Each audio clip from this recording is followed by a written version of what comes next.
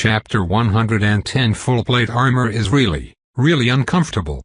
I do have to admit that it's a much better disguise than a robe and a mask, though. Apparently, there's a uniform for Templar trainees, which High Templar Gilra described as just like a normal Templar uniform, but significantly worse. Except that, instead of significantly worse, she actually said a bad word. Still, I can see how the description is accurate. It's exactly the same style as normal Templar armor, except made out of substantially lower quality chitin and devoid of any dyes or ornamentation, so the whole thing is a dull brown color. Still, she helped me struggle through the ordeal of figuring out how to get the armor to actually fit, and we had to swap out a lot of parts in order to accomplish that. The two biggest offenders are the chest plate and the boots, both of which have to be substantially larger than normal to accommodate hiding my extra arms and oversized feet, respectively. Hiding, after all, is still the name of the game, and Gilra made it clear in no uncertain terms that my species is not to be made a matter of public knowledge under any circumstances. I thought the church welcomes everyone? I asked her hesitantly. We do, Gilra grunted. But while the church welcomes everyone, the public does not. It's optics, you understand. Thousands of people know someone that has been lost because of Vrothizo. So, you're not a Vrothizo anymore. When you're with us, you're a Templar. Nothing less. Those words have been echoing in my mind for the entire trip. I'm not a Vrothizo anymore. I'm a Templar.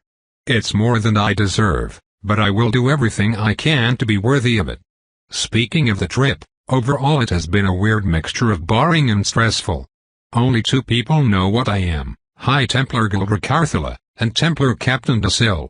Everyone else thinks I'm just some human trainee, treating me with a comfortable camaraderie that I have no real idea how to react to. Captain Dasil encourages me to talk to the others as long as I don't reveal myself, but doesn't speak with me much personally. Most of the time, I'm just sitting alone, which is both familiar and terrifying. I never quite got used to being surrounded by people I'm afraid to hurt. Every night, when the others camp and rest, I have to sneak out to find food, making sure I'm always heading off the temptation of hunger as much as I can. I have to admit, it's also nice to take some time in the forest with my helmet and these dumb boots off. It's a few 10 days later when an end to the oppressive lines of forest on either side of the road comes into view. Unlike the lifeless stretches of land New Talsi and my old village were built on, before me stretches tall, grassy fields of wheat and other edible plants. Edible to other people, I mean.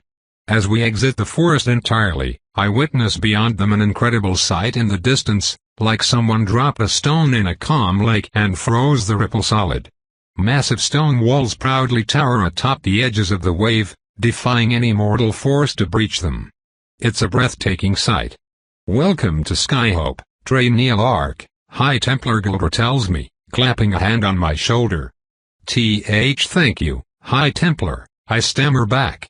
Our caravan ascends up the hill towards the walls, stopping at a gate where armored humans chat with and check up on the contents of all the goods. Other humans cast spells on everyone before letting them inside, and Gilra has to show them a significant chunk of paperwork before I'm allowed in without being tested. What was all that? I asked once we are through the checkpoint. Normally, everyone needs to be checked for parasites before they are allowed inside, but since we are keeping you as a secret for now, all of your biomancy work is going to be done somewhere a little more private, the High Templar explains. Sure enough, she leads me away from the rest of the Templars, walking us down a different street. Templar Captain Dasil follows behind us silently. I nod slowly, lowering my voice to answer her. I don't like the idea of getting in and out of the city being a hassle, I tell her. I have to make sure I eat every night. Well, the city has plenty of vermin, Gilra whispers back. I'm not comfortable with hunting in the city, I answer hesitantly. Is it acceptable if I enter and exit without using the gates? It wouldn't be very hard to scale the walls, as long as I have my hands free. Webbing was one of my first evolutions, and it is still my favorite. It's consistently the most useful for things that don't involve murder. No, Gilra answers bluntly. We'll supply you food, then. The biomancer we're taking you to now breeds a frankly excessive quantity of rats. The inside of Skyhope is almost as incredible a sight as the outside. The circular city curves downwards, the buildings lining the streets telling quite the story. The outside of the city is mostly old stone, mossy and cracked, whereas the closer to the center I look the more the buildings are made out of wood, many of them constructed shoddily on top of gravel-like foundations. Construction is everywhere, but the city seems all the more alive for it. In the very center, a massive hole gapes in the ground, brown waters draining down it while surprisingly green growths emerge from within. I've never seen a city anywhere near this big, I comment. Guldra snorts. Well, it is the capital.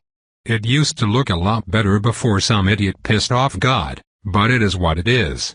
At least people finally got their heads out of their asses about wood construction. Wood construction? I ask. Wood is a shoddy material, the High Templar answers me. We have a fuckton of it, and it works pretty well for a while, but the problem with wood is that it rots, and on Verdantop it tends to rot fast. Rotting damages the structural integrity of the wood and sometimes makes the air around it poisonous. Obviously not the best situation. But then this crazy young upstart comes home after winning a war and tells us she'll fix it. Oh, I say. Well, did she? Yep, Guldra confirms.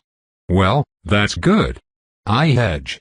She sounds like a very resourceful person. Guldra barks out a laugh. Well, you can tell her so yourself. Here we are. We stop in front of a massive wooden structure, surrounded on all sides by tall fences. The building is 2 stories tall, longer and wider than any other I've ever seen before. Other than size, however, it doesn't really look very impressive. The whole thing is just a huge rectangle, devoid of embellishments or decorations. 2 heavily armed guards flank the gate, and after a brief conversation with Guldra one of them briefly heads inside before returning and waving us in to follow. The interior of the building is even more austere, only narrow hallways with the occasional locked door visible between entering and our ultimate destination. I can smell all kinds of creatures within, however, many of which I'm pretty sure are monsters from the forest. Finally, we are ushered into a room with actual furniture, namely a couple of chairs and a long table, as well as a small cart loaded with tools that I have never seen before. The guard leaves Guldra, Desil, and I inside. And it is only a couple short minutes later that we are joined by a woman who smells worryingly familiar. Despite everything that's so very different about her, the yellow eyes, the sharper fangs, the far heavier, far more tempting scent of power pervading her body, she is unmistakably Penelope, one of the hunters I tried to kill 2 years ago. Welcome back, Guldra, the woman greets, flashing a smile at all of us as she enters the room and locks the door behind her. Did everything go well? Not too many casualties, but we ran out of herbicide before we could complete all of the secondary roads, the High Templar grunts. Unfortunate, but not entirely unexpected, Penelope answers, nodding in acknowledgement. So, what can I do for you today? It's rare to be called upon by a High Templar personally. Oh, I promise you are going to love this, Guldra says with the most drippingly malicious twinge of sarcasm I have ever heard. But first, of course, I have to inform you that this is restricted information. The king will be receiving a report, of course, but we are keeping this out of the public eye. I think you will agree as to why. Well, color me intrigued, Penelope answers pleasantly. Of course, you have my discretion. I assume the situation has to do with this trainee here? It does. Guldra says happily. Trainee Clark. Remove your helmet, if you please. A lump of terror forms in my throat, but I do as I'm told. I shift uncomfortably, ears pressed flat against the top of my head as Penelope's expression moves from surprise to realization to well-worn irritation. Watch her, damn it, Vida, the First Lady groans. I flick my left ear, that monster's name reminding me of the pain where she cut it off before ripping out my teeth. Guldra busts out laughing as Penelope paces around me, scowling. All right, you win, Guldra. I know. I claim this commoner for my house. Guldra mocks in a faux fancy tone. I'm Miss Baby Vesuvius and I know more about perception events than the Templars. Nothing could possibly go wrong. Thank you, Vigor. I get it, Penelope groans. You were right, I was young and foolish, I should have listened to you. Oh, yes, Vigor fake moans. Say that again. Templar Desil loudly clears his throat, and levity vanishes from the room again. I wish I knew what they were talking about, but I just feel overwhelmed. Vida. I have a lot of mixed feelings about Vida. Penelope finishes circling me and scowls, freezing me under her gaze. So what do you want me to do with it, exactly? She asks. Do what you normally do, Vigor says dismissively. I need someone to attend to the medical needs of a prospective new Templar, and I need someone to do research on overcoming the threats and enemies endangering Vodka. It just so happens that you can do both at once. I stammer quietly. I'm sorry I bit your hand off, Lady Vesuvius. And tried to kill you. See? Vigor laughs. Lark here is a changed woman. I've committed way worse atrocities than her, so I'm sure she can be a fine Templar. Strip and get on the table, Penelope orders me, rolling her eyes. Well now, you'd better get out of here, Desil, Vigor prods. It wouldn't do to violate a girl's modesty. That's true, Desil agrees without missing a beat. The both of us should wait outside. Please excuse us, Lady Vesuvius. He unlocks the door and escorts the grumbling High Templar out before shutting it behind them. I smell them both waiting on the other side, however. I glance up at Penelope nervously as I rush to follow her orders, getting my armor undone. With the other two gone, she glowers openly at me, waiting in silence as I remove my clothes. Once all four of my arms are freed, things go significantly faster, and after I'm undressed I sit up on the table as instructed, stretching my shoulders and toes. Humans seem to be kind of weird about nudity, but I've been naked most of my life. Do you know how to voluntarily lower your magic resistance? Penelope asks me. I wince slightly, memories of Claretta crawling up the recesses of my mind. I never learned, no, I admit. I don't really know anything about magic in general.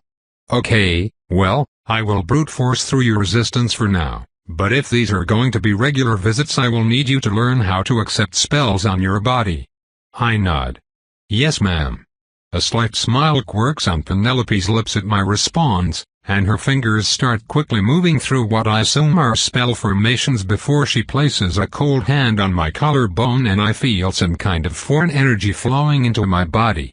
Instinctively, I fight against it, although I guess that's probably magic resistance, so I resolve to try and stop. Well, you're certainly rather different than you were 2 years ago, Penelope comments. I have observed Vrothizo grow significantly faster than humans, I answer her. Well yes, obviously, Penelope dismisses. Many creatures do, that's not terribly abnormal. But your mental and physical development is significant, beyond merely the realm of size. I thrum my quills slightly as she moves her hand from my collarbone to my belly. Why does she have such frigid fingers? I'm not really sure what to say to that, ma'am, I say, using that address again since she seemed to like it the first time. I agree, I suppose. So far as I'm aware, my memory is infallible, and I think that's why I seem to learn much faster than humans my age. Infallible, you say? Color me jealous. The biomancer suddenly frowns. You lay eggs, she says, as if this is a betrayal of all that is good and dear. I blink in surprise. No ma'am. Or, at least I haven't yet. I did hatch from an egg, however. I don't mean you have personally laid eggs during your lifetime, I mean that your reproductive system creates and lays eggs after being fertilized internally. So why do you have breasts? I open my mouth, then close it again. Presumably for the same reason I have fingers, ma'am. I answer delicately, intensely aware that the less delicate answer is because I systematically ate and tortured 2 human women over the course of months and acquired most of their physical traits. Fingers are a useful evolution for a creature with an intellect, Penelope dismisses. The capacity to develop milk is. Well, honestly, can you imagine a freshly hatched Vrothizo suckling like a newborn babe? You can't even ingest milk, For fuck's sake. Ugh. This is biamantically offensive. Lie down on your stomach. Well, I don't really know what to say to that, but I do as I'm told, shifting my body onto the table. With a scowl on her face, Penelope puts on a thin pair of gloves and starts rummaging around the area between my legs, prodding and pulling and generally making me more than a little uncomfortable. Functional reproductive tract, but no urethra, Penelope mutters to herself as she inspects. No anus either. Just like the corpses. Which would normally imply a cloacal setup, but I didn't. She stops messing around my crotch, thankfully, and places her hand firmly on the small of my back. I have to say, while I don't really mind being naked, I have decided that I definitely mind being poked and prodded all over my body by cold hands. Still, I endure it without complaint. Penelope casts another spell, power flowing into me and giving me another opportunity to learn to allow it. The intestinal system doesn't connect. And yet you're still alive.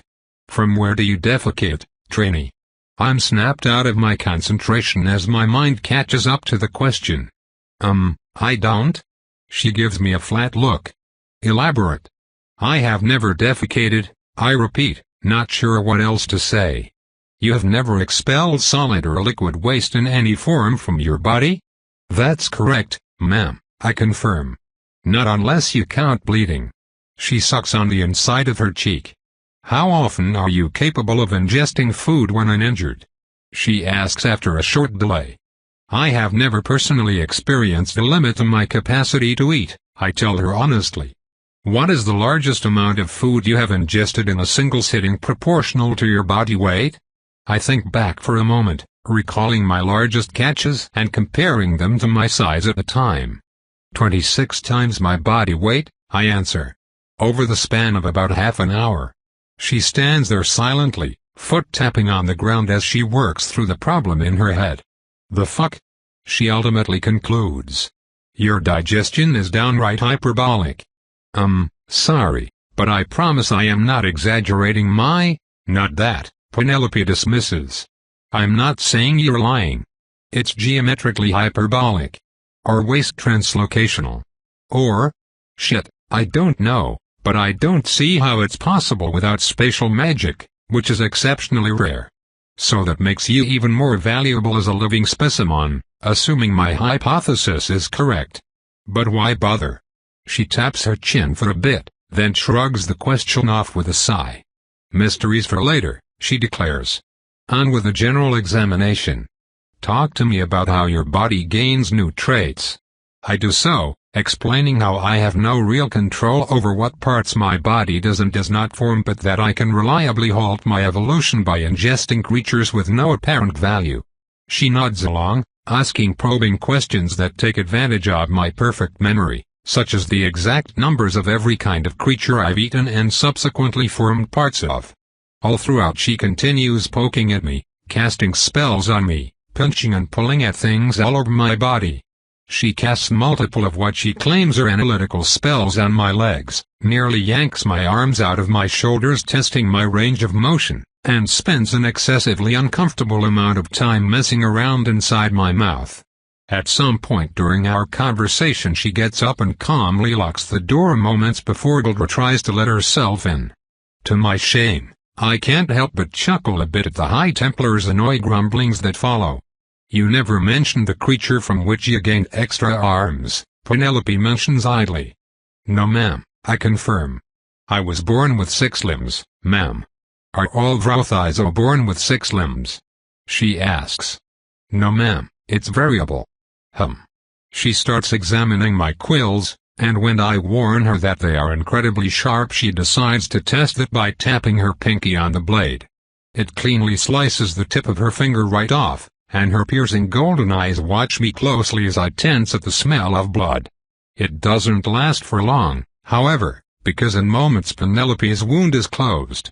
She picks up the severed tip of her finger and pops it in her mouth, swallowing it like a pill. Your quills possess the same properties as your teeth, she declares, which are coated by an extremely potent enchantment that your body maintains at all times. Do you recall anything that you have failed to pierce? Only one thing, I tell her. Your teammate Nora. Whatever her armor was, my teeth couldn't pierce it. So, only a material protected by an equally powerful spell, Penelope rephrases. Very interesting. I'm glad to be able to see the process in a controlled setting. I squirm a bit, not quite sure how to phrase what I'm about to say delicately. But August always encouraged me to speak my mind. You don't seem that upset that I'm alive, I force myself to say. That would be because I'm not, Penelope says simply. You're a strategic asset. But I tried to kill you, I remind her. And you got closer than anyone else has so far, the woman admits, grinning fiercely. It was an excellent learning experience, and the weakness has since been corrected. Something about her cold gaze makes me shiver. Vida told us you were dead, Penelope volunteers when she realizes I have nothing else to say. We took her at face value, but I can't say I'm terribly surprised to find that she was lying. Our smallest teammate lied about a lot of things, many of them quite important, and she assisted monsters instead of following through with her duties on multiple occasions. Monsters like me. I notice that Penelope speaks of her teammate in the past tense. What happened to her? I ask, not sure if I will want to seek her out or stay as far away as possible once I get the answer. Vida? Well, she was arrested and convicted for the unforgivable crime of animancy. Thank the Watcher the Inquisition caught her. It was truly a dreadful situation. Anyway, in your particular case, I find little about the results with which to complain. You are, as I've mentioned, a strategic asset. I have been attempting to convince the Templars to secure me a live Vrothizo for quite some time.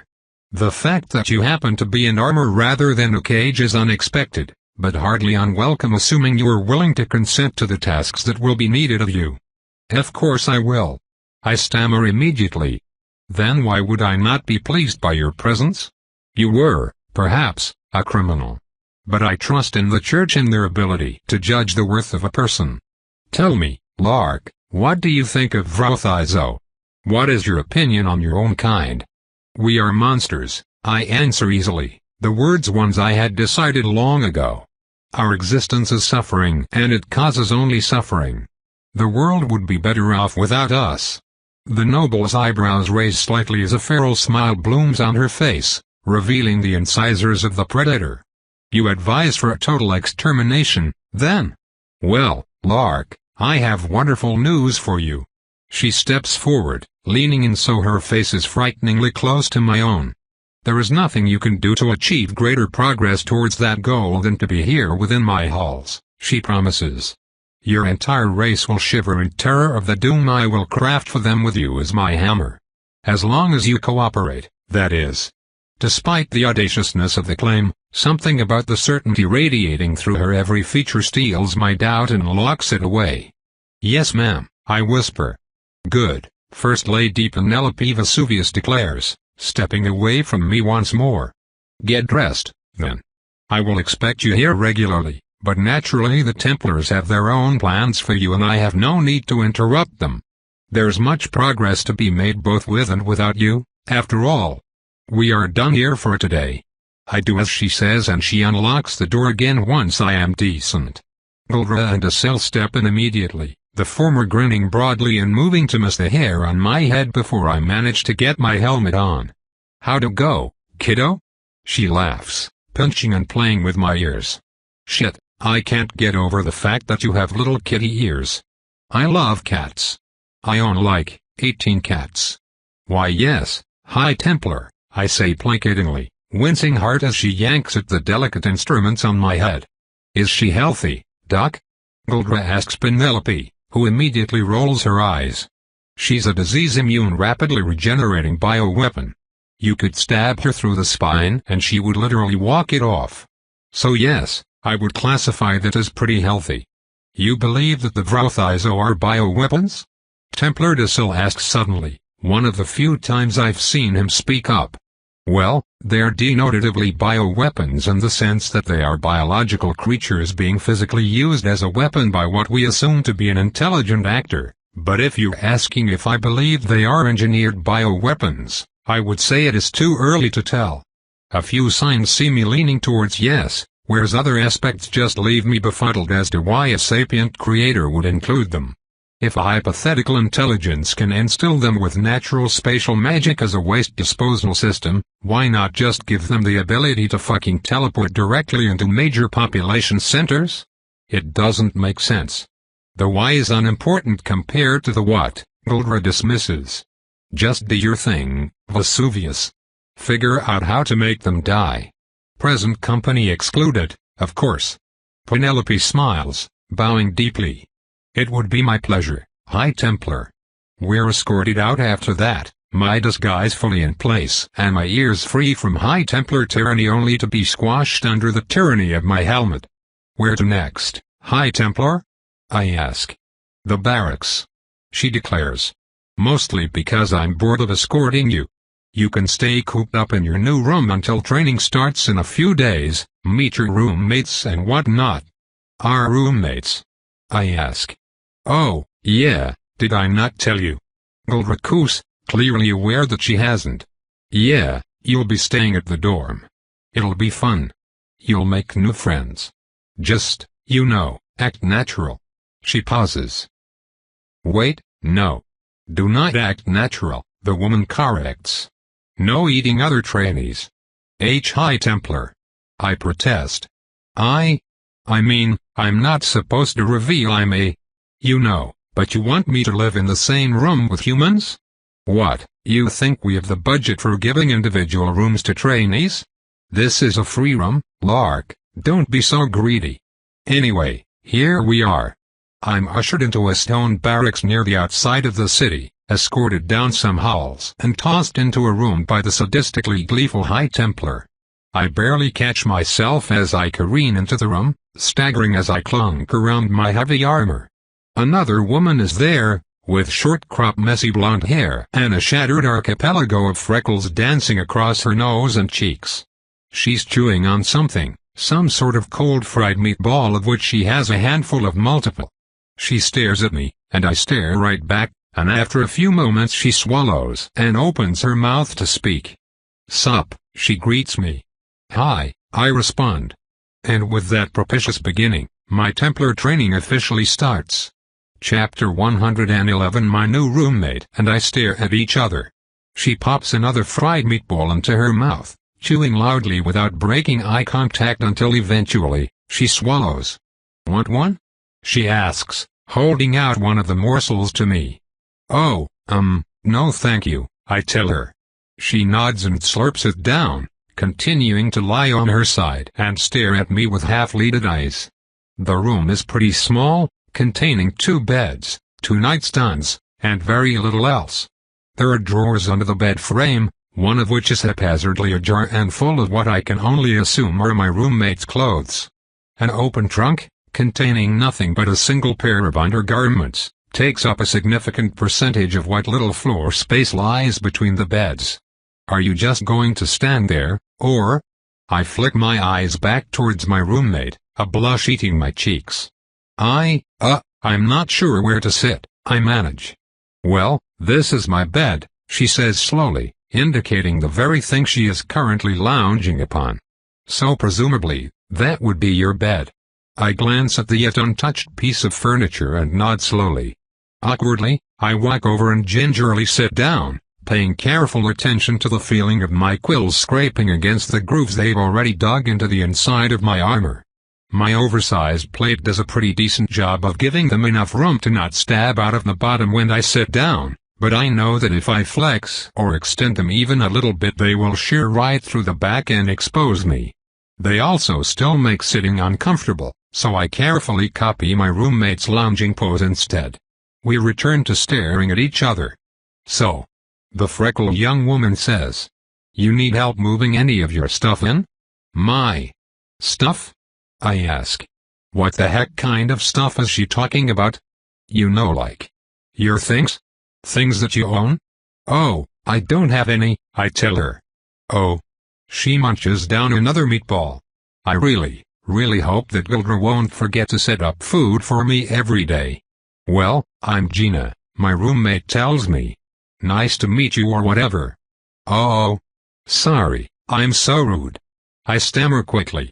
I can't believe I forgot to introduce myself. My name is Lark.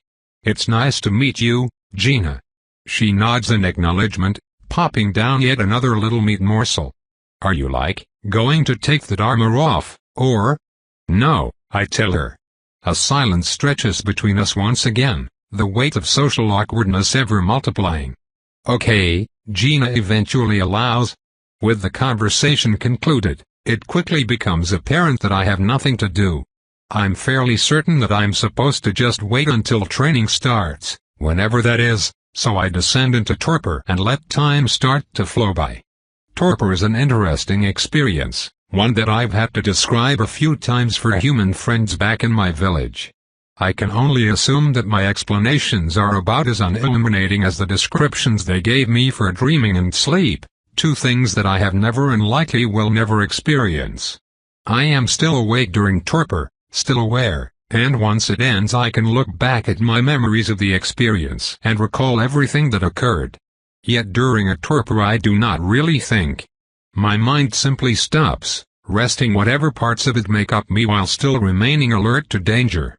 My torpor will end if I am disturbed, or if I smell something strange, or if a loud noise happens nearby.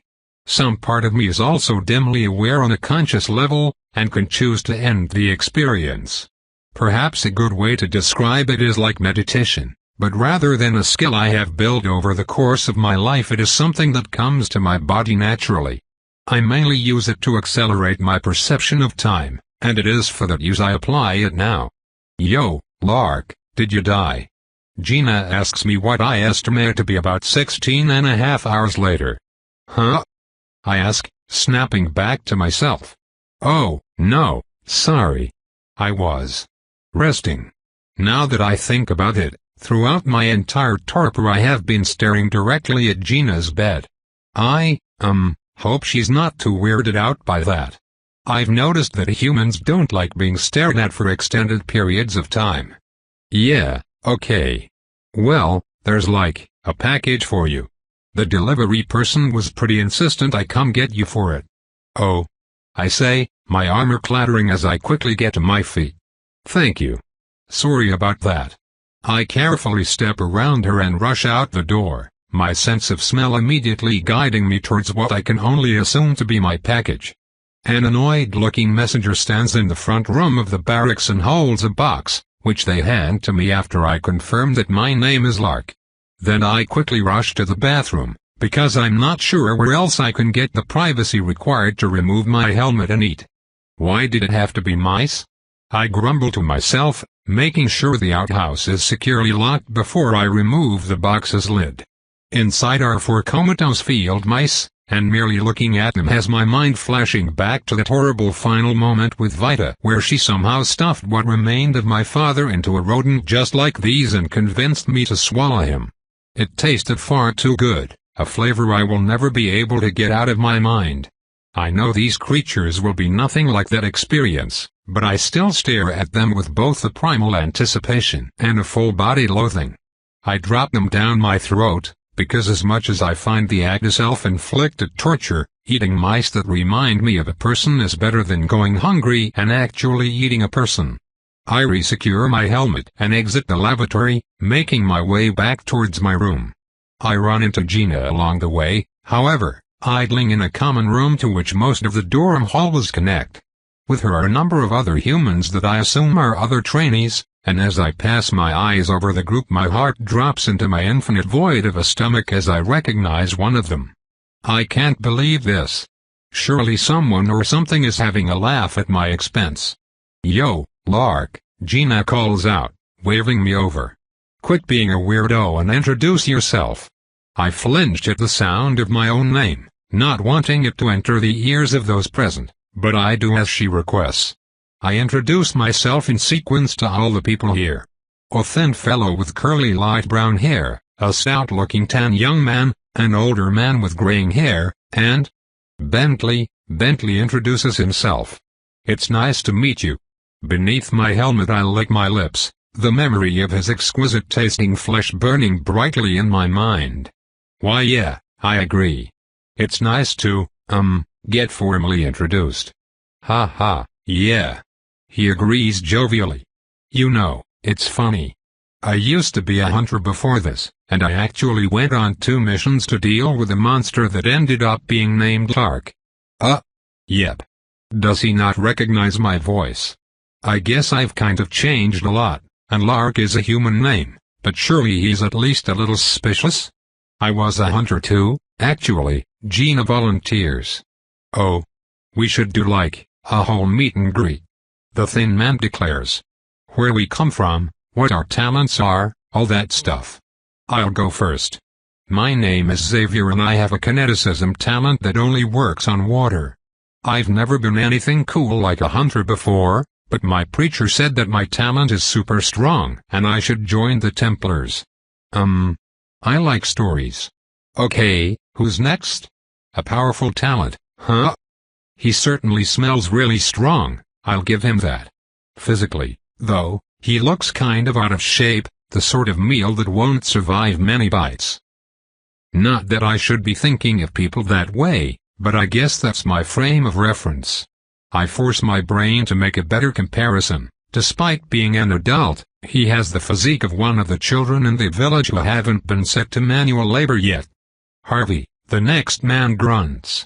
He's got an interesting collection of scars, a shaved head and piercing green eyes. He smells powerful, and clearly has a lot of delicious muscle on his bones. Former tactical officer for the Vakian army, honorably discharged to transfer to the Templars. Offensive wide-range kinemancy talent. I guess my hobby would be painting? But I'm shit at it. Language, I whisper, but everyone ignores me. I'm Bentley. The huge young man reminds everyone. I was a hunter. Then I stopped for a while, because some really serious things happened on a bad job. One of my teammates turned out to be an animancer and killed my friend. Holy fuck, Gina says. Oh, holy fuck, I remember you. Weren't you on the Blue Girls team? Watcher's eyes, was she? Yeah, Bentley confirms. Yeah, it was bad. I didn't know what to do for a while, but I decided that I want to stop people like that from doing more harm, so I applied for the Templars. Shit. I can't believe we were so close to an animancer that whole fucking time. Language, I say again. It's one thing for a High Templar to swear, but these people are trainees like me. What if a bunch of children listen to Templars with potty mouths? Okay, goody two-shoes, you introduce yourself then, Gina grunts. Who's behind that helmet, huh? Is it true that you've never taken your armor off? Xavier asks, eyes nearly sparkling. I squirm uncomfortably under the attention, not entirely sure what to say. I'm Lark, I tell them again. I'm supposed to keep the armor on all the time. Sorry. Why is that? Xavier presses. Why did you join the Templars? What's your talent? Where do you come from? I take a nervous step backwards. Is it okay if I don't say? I ask. I mean, I guess you don't have to, Xavier says, clearly unhappy about it, but everybody else is sharing and we're going to be training together for months, so I figure we should know each other. Oh no. No, don't give me a disappointed face like that. I don't want to be seen as mean for not doing what everyone else is doing, but what do I say? I'm a criminal, I guess, I admit. I did a bunch of terrible things and I joined the Templars to atone. I'm supposed to keep the armor on so that nobody recognizes me. I like flowers. And I'm not sure if it's a talent, but I have a perfect memory. Whoa, Xavier says. That's fucking cool. What crimes did you commit? They weren't cool, I tell him firmly. I don't want to say. Redemption stories are cool, Xavier insists. Whoa, hey, you don't have to room with her, Gina complains. Now I'm going to be worried about whatever the fuck it is she did. I promise I won't hurt you, I tell her. Damn, I feel so much better, Gina answers, dripping with sarcasm. Whatever. I'm a former hunter too. I don't have any fancy fucking talents, but I'm a damn good enhancer. I move fast and I hit hard. Like Senior Hunter Remus? Bentley asks her. Yeah, Gina confirms. He taught me. He taught me too. Bentley says happily. Well, I guess mostly he just kicked me a lot. I mean, that's training. No, it isn't, Harvey grunts. I'm Melik, the Tan, Stoutman suddenly interrupts, and I'm from Lisha village. The Templars are the only place I can use my talent. That's all I want to say. Melik is shorter than any of the rest of us, and he looks a bit younger than the others as well, but he's incredibly broad-shouldered and likely outweighs Xavier and I. Of course, I'm actually a bit lighter than a human my size, even counting all my extra body parts, likely due to the capsules I ate so much of when I was small. Being light has its upsides and downsides. It's mainly good because it allows me to change direction more easily even at the incredible speeds I can reach, but it has the problem of making any attacks I land not hit as hard as they could if I was a more normal weight. This hardly matters when I'm just using my teeth on things, but that's unlikely to be an option while I'm pretending to be human. When I killed my brother because he was attacking Yoon a year ago, I probably could have twisted his entire head off rather than only breaking his neck if I just had a bit more momentum behind me. Which, you know, would have made quite the difference. I'm pretty sure my kind can't survive decapitation. Pretty sure. We all chat for a while after that, by which I mostly mean everyone else chats and I am also there. I enjoy listening, though, and nobody seems outwardly opposed to my presence, which is good enough for me. My village was a wonderful place. I have so many happy memories that I don't deserve from all the times I played with Yoon's kids, learned weaving techniques from her father, or stayed up late at night while she was drunk and listened to her talk about her late husband. I hope they are all doing okay without me. Later that night, we are given our instructions on where and when to arrive for our first training session. In the barracks yard by first light. Easy enough. I recall how long tonight's island darkens the sky, and resolve to torpor until an hour beforehand. Time passes me by, and my first day in the barracks completes without incident. Chapter 112. Welcome to your first day of combat class, trainees. Each and every one of you knows how to fight, but here you will learn how to fight like a Templar. As planned, I ended my torpor this morning an hour before first light, waking my grumbling roommate despite her displeasure and ensuring the both of us get to the courtyard well before the designated meeting time. Gina was frustrated with me for waking her, but our instructor was already present when we arrived and I think showing up first made a good first impression. As soon as the island above stopped blocking the light, all the trainees were sent to run laps, and every single one of them that arrived even a second late was pushed far harder than the rest of us. Gina mellowed out after seeing that, but I'm still just confused.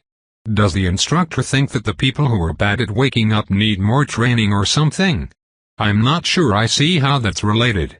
Maybe it's a human thing. We ran for an hour before finally being told to stop, Xavier and Melik huffing and puffing with exhaustion after being given the instructor's extra intense training.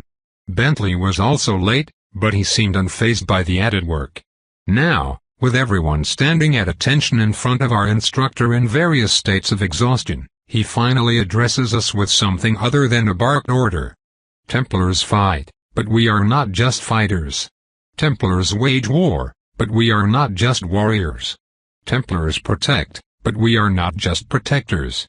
The Templars are not just the blades of the church, we are the face.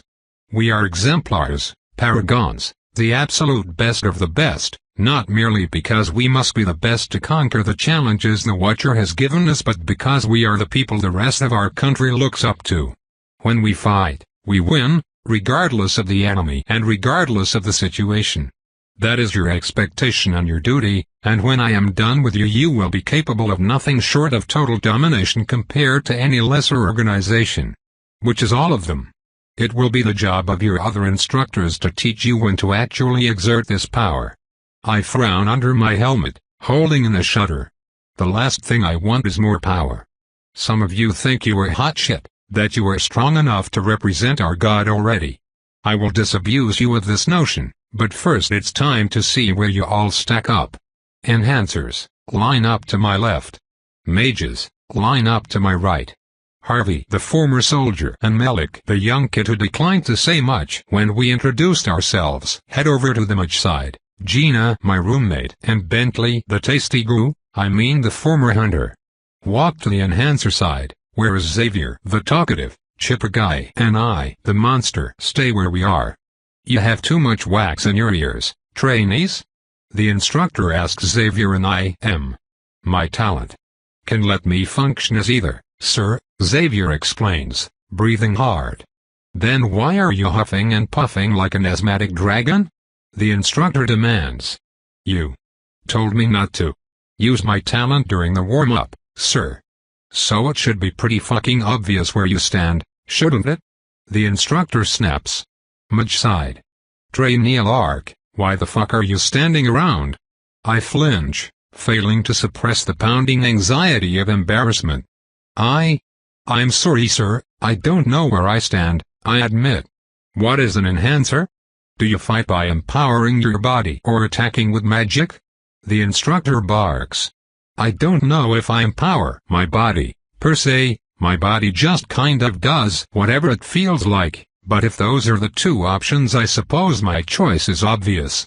I fight with my body, sir, I tell him. Enhancer side. In some ways, I think the worst part of blushing is the fact that only I will ever know when I'm doing it. The heat and the pressure in my cheeks seems as though it is laughing at me, mocking both my stupidity and the false humanity that causes my body to react so pointlessly. It's just monstrous blood pulsing behind a monstrous face, incapable of actually making my skin any darker. Now that this simple fucking sorting exercise is taken care of, I'm going to pair you up, and you are going to spar with each other.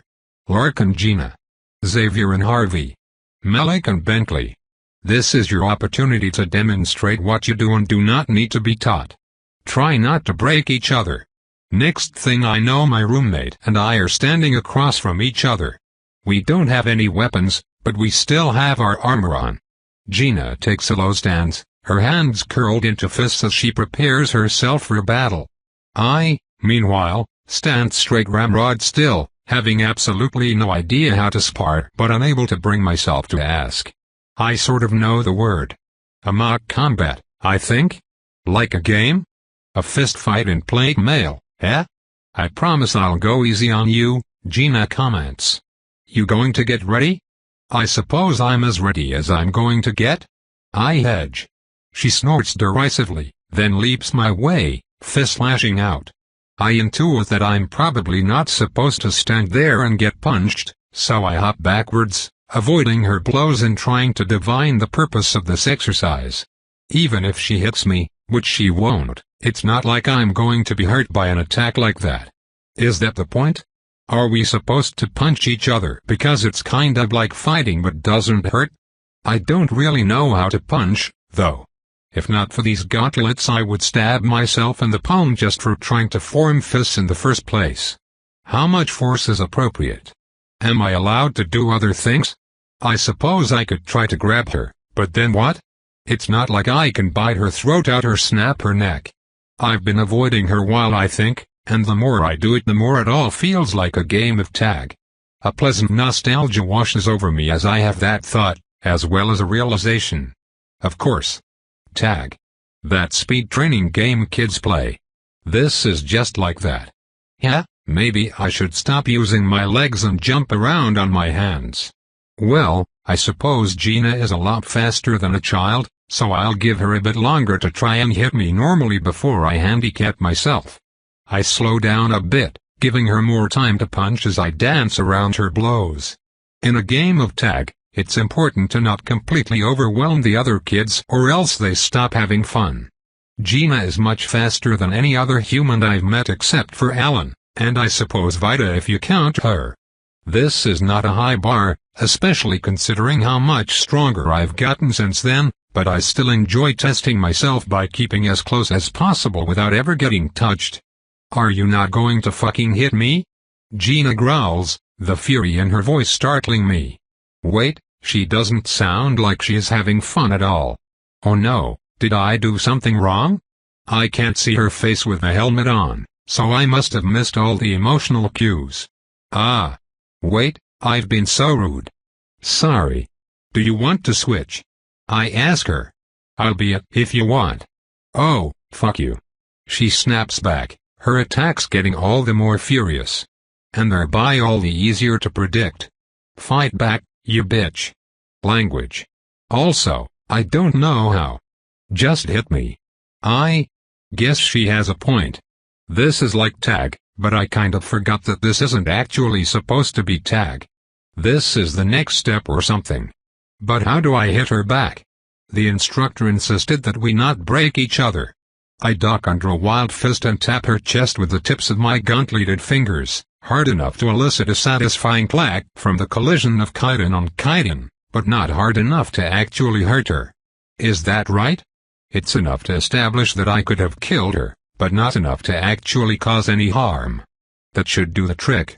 After a few more repetitions of this I start to enjoy it quite a bit. It's pretty much the same as tag, but with an extra element added that forces me to stay as close to the other player as possible, because if I just jump away I can't touch them back. Rather than simply avoiding every blow, I have to try to position myself around them to enable counterattacks, which is only possible when I bait Gina into leaving herself vulnerable or manage to outmaneuver her. It's enough of an extra challenge to be interesting, so I'm a bit disappointed when the instructor finally calls off the fights. Gina also seems disappointed, immediately protesting the early end to our game, but the instructor just yells at her and makes us stop anyway. From there, we are all given a critical deconstruction of how we performed in the spar, and I start getting the feeling that I have been doing it wrong the entire time. Sure enough, our instructor's words for me are less than glowing. That was juvenile, he chides. We are not here to play games, trainee. If you just want to show off then I suggest you leave. Oh, shit. So it's not a game? Then what is it? Spars are like make-believe fights, aren't they? I swallow, heart hammering in my chest more now than it ever did against Gina. I'm sorry, sir. I've never sparred with anyone before. He pauses at that. You've never received any formal combat training before? He asks. No, sir, I confirm. I'm sorry. I don't know any of the rules, and I didn't want to hurt trainee Gina by accident. I've never tried to fight without killing. Not strictly true, but I use my webs to capture prey alive, and I obviously can't use those here. It's unfortunate that I may never use them again. I do like my webs. They have always been my favorite adaptation. I'm not that fucking weak, Lark, Gina hisses. But she is, though. Even with how restricted and restrained I am in this snare humans call armor, I could kill her quite easily. I admit, she's strong for a human. But there's a reason humans need to travel in teams to fight monsters. Trainee Gina, you need to control your emotions, the combat instructor snaps at her. You might have been able to actually land a hit if you fought smart. A sharp exhalation of breath is the only response I hear from her. I guess she's mad at me. Sorry, I whisper, but that doesn't seem to help. Our next class is one on Vulcan law. It's a much smaller room, with chairs to sit on and desks in front of them. On each desk is a collection of papers, holes punched in one margin and bound together with twine, scribed with the things we will need to learn. I don't anticipate having any difficulty remembering all the laws, of course, but I do get embarrassed once again when I have to explain to the instructor that I don't know how to read. Your preacher should not have recommended you unless you were literate, my instructor grumbles. Unlike the combat course, where everyone was in armor, I'm now the only person in armor. Our instructor is a graying old woman, scowling down her hook nose at me in response to my admission. Apologies. Should I leave? I ask. No, she grunts. I will set up the remedial courses. This happens. I will be penning a stern complaint to your sponsoring Templar, however. Who brought you here? I stutter. High Templar Gilbracarthula, ma'am. She opens her mouth, and then closes it. Is all she says. About 15 minutes into the lesson, which just involves everyone else reading while I sit around and wait, the instructor walks over with some more papers and starts teaching me the alphabet. It would be interesting if not for the fact that the whole thing is done at a frustratingly slow pace. She keeps stopping to make me repeat things that she said, quizzing me on information that I would rather just get all in sequence. Reading does not seem at all complicated, there's just a bunch of rules and information I have to memorize, and I memorize everything automatically. If she could just tell me how every letter works all at once, we would be done. I don't really have the courage to ask her to hurry things along, though, especially not when she's taking her time to teach me personally. There are many more things to learn. I both love and hate the ethics course, because it is simultaneously interesting, enlightening, and painful. The magic course is okay, but it's mostly just everyone except Melik learning cancel commands. Melik apparently is a metamancy license. It's thoroughly boring, because while everyone else spends most of the class being corrected over and over again on the right sequence for the somatic cancel command, the first time I get it right I know exactly how to get it right every time in the future. From there I just have to practice doing it more and more quickly, which is neither difficult nor interesting. The memory of the necessary movements does not fade, and can be sent to my limbs as many times as I desire. Throughout the day, Gina refuses to meet my gaze with any expression other than a scowl, and I don't understand why. On our way back to our room, I feel her approaching me at a brisk walk, so I turn to apologize again and am immediately surprised when she places both hands on my helmet and yanks. Instantly, one of my own hands reaches up to clamp down on the chitinous head bucket and I leap away, hissing furiously at her as I land in a low crouch on three limbs. Only a supreme act of will stops me from extending my spines and ripping my armor open from the inside. Empty-handed, Gina blinks in surprise at my animalistic display. Embarrassment attacks me once again. I can't believe I hissed at her. I kept the helmet on, sure, but I know humans don't hiss at people like that. I'm not even sure they can. Did I seriously fuck this up already? Sorry. I squeak out, but I'm too stressed and frozen stiff to actually stand up like a normal person. Okay, seriously, what the fuck is wrong with you? Gina grumbles. You're so goddamn fishy. What? I spot her back. I've only eaten fish a few times, and I'm very thankful to have never grown any trait from a fish. Gina just lets out an irritated hiss of breath and steps past me before I manage to calm myself enough to get back on 2 feet. Dazed and surprised, I follow her back to our room. If I catch you staring at me while I sleep again, I swear to fuck I will find a way to hurt you for it, she snaps at me. I nod silently and face the wall before descending into torpor. I'm sorry, I don't normally ask or talk about stuff like this, I asked Lady Vesuvius a few days later, but do you have any idea what I should do? Gina's treatment of me has not gotten any more copacetic since our first day of classes, and it has been bothering me enough that I feel the need to ask for advice about it. She even keeps trying to sneakily remove my helmet. Penelope just chuckles softly, shaking her head at me while she grips one of my wrists like a vice. You are adorably inept at social situations, she answers, not unkindly. It makes me rather nostalgic. Ready?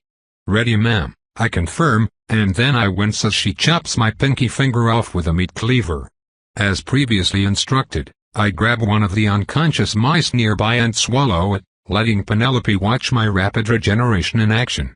Mice are exceptionally weak, so the first one merely stops the bleeding while it takes another 2 to actually regenerate the finger.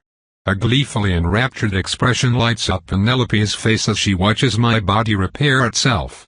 This is the 3rd time we've done this today, and immediately afterwards I expect we will start the 4th. Your roommate is obviously insecure, and your actions have made her feel her ineptitude, Penelope explains. It's a common problem among talentless individuals, colloquially or otherwise.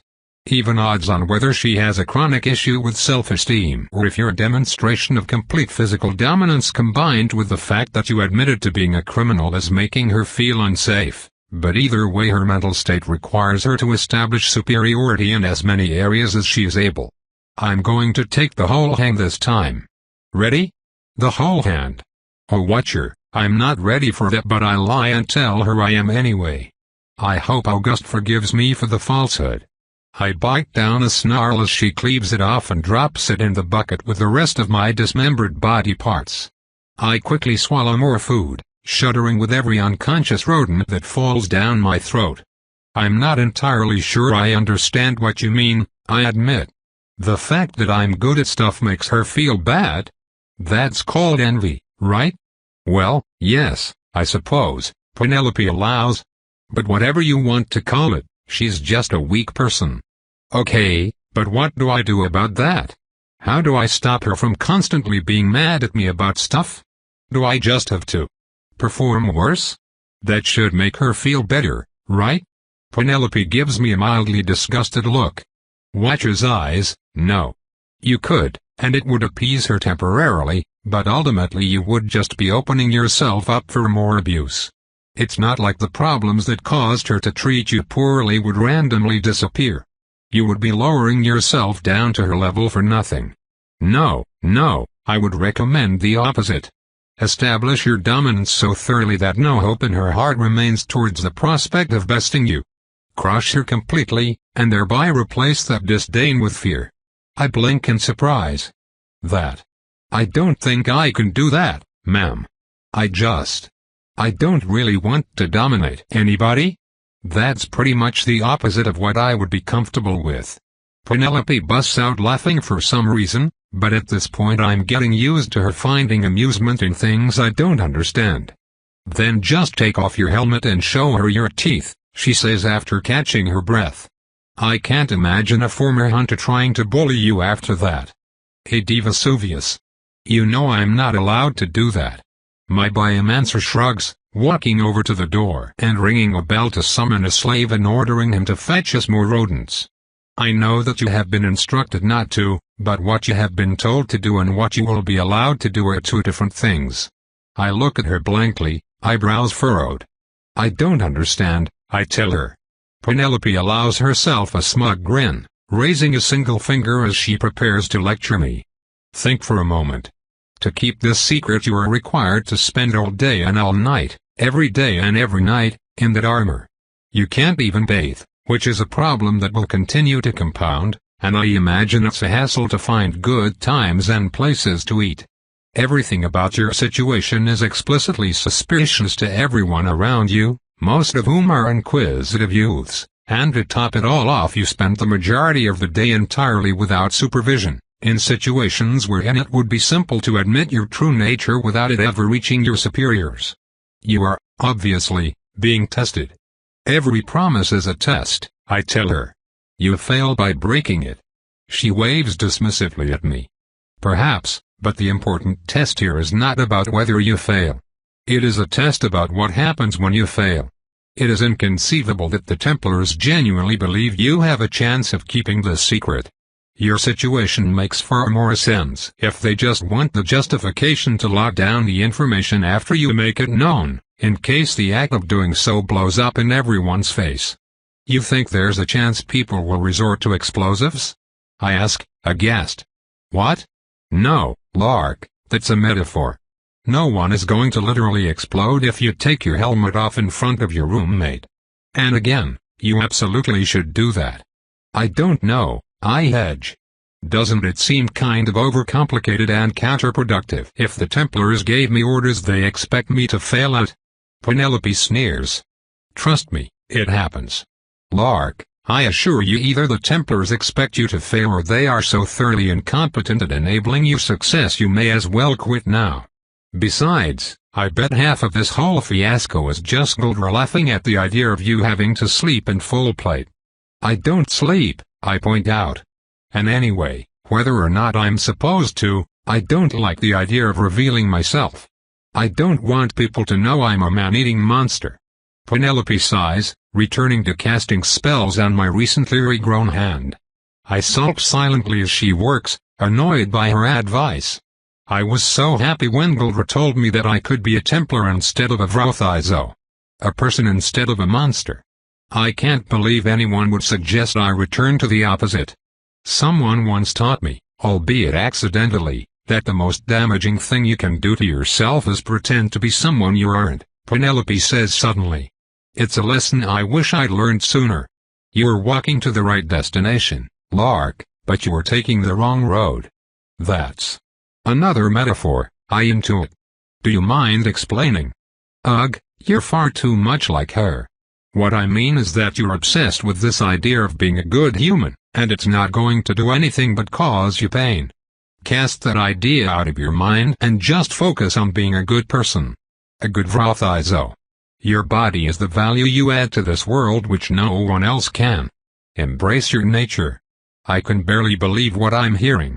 Embrace my nature? I repeat, aghast. My nature is. I hurt so many, Lark, may I be blunt with you? She asks, cutting me off with a tone like a snake coiling to strike. Yes ma'am? I answer carefully. If you don't stop whining about the measly 10 people you hurt, I'm going to grow you a large intestine so I can give you hemorrhoids. M. She stops casting on me, her glare intensifying. I'm serious. Get over it.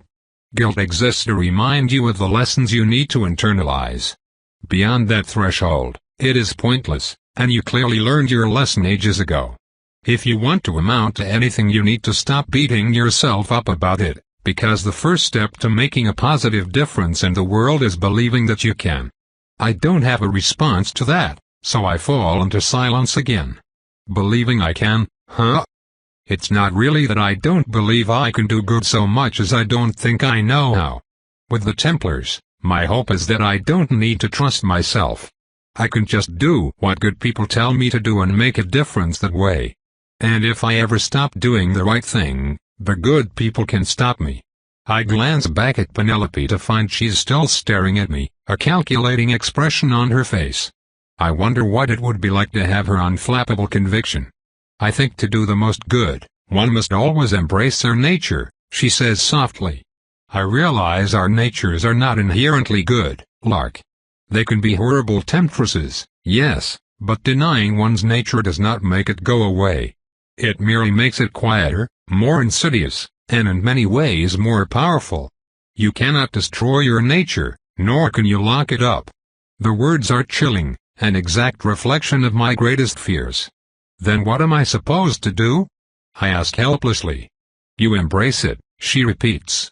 You master it, guide it, but also you find ways to revel in it.